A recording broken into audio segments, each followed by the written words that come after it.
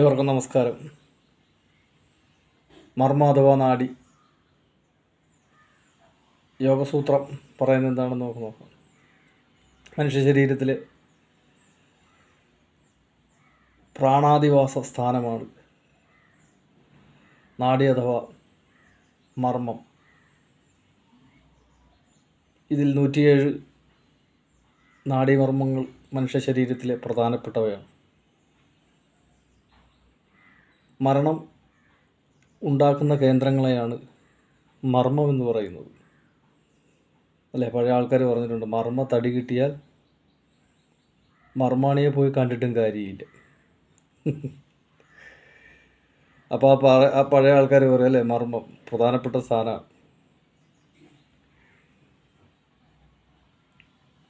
മർദ്ദം ഏക്കുന്ന നാഡിയെ മർമ്മസ്ഥാനം എന്ന് പറയും. മർമ്മം സ്തംഭിച്ചാൽ മരണം ഉറപ്പാണ്.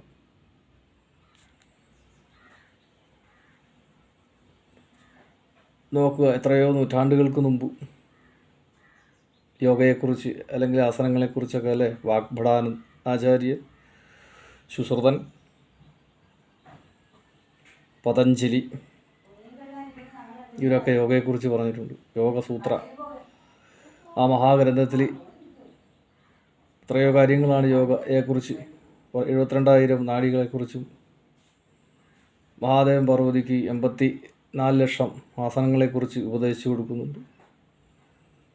ഈ നിത്യജീവിതത്തിനിടക്ക് ജീവിതശൈലി രോഗങ്ങൾ കൊണ്ട് മനുഷ്യൻ്റെ അവസ്ഥ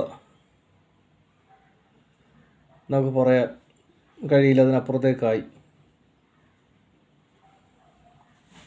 രോഗം മാറാൻ വേണ്ടി മരുന്നുകളുടെ എണ്ണം കൂട്ടുന്നു. രോഗം വരാതിരിക്കുവാൻ ഒരു മരുന്ന് ഇതുവരെ കണ്ടുപിടിച്ചിട്ടില്ല. രോഗം വരാതിരിക്കുവാനാണ് നാഡിയെ ഉത്തേജിപ്പിക്കാൻ പറയുന്നത്. ശരീരത്തിനുള്ളിൽ തന്നെ പ്രതിരോധ ശേഷിക്കുള്ള മരുന്ന് ശരീരം തന്നെ കണ്ടെത്തും.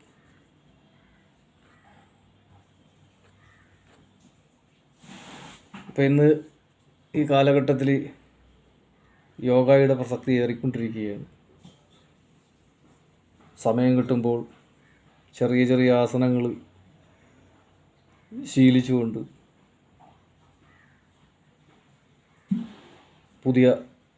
ശീലിപ്പിച്ചുകൊണ്ട് അല്ലെങ്കിൽ ശീലിച്ച് മറ്റുള്ളവരെ ശീലിപ്പിച്ചും പുതിയ തലമുറയെ വാർത്തെടുക്കുക.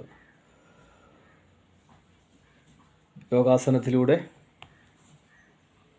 പുതിയൊരു തലമുറ ഉണ്ടാകട്ടെ. ഏവർക്കും നന്മയുണ്ടാകട്ടെ. കരുതിയിലിയമ്മേ സർവ്വപടിമാന മക്കളുടെ അനുഗ്രഹാശിസുകൾ നിങ്ങൾക്ക് നിങ്ങളുടെ കുടുംബത്തിനും എന്നും ഉണ്ടാകുമാറാകട്ടെ. ഒന്നോ ശിവായ പഞ്ചമുഖരുദ്രായ പ്രേതാധിപതി പരമേശ്വരായ.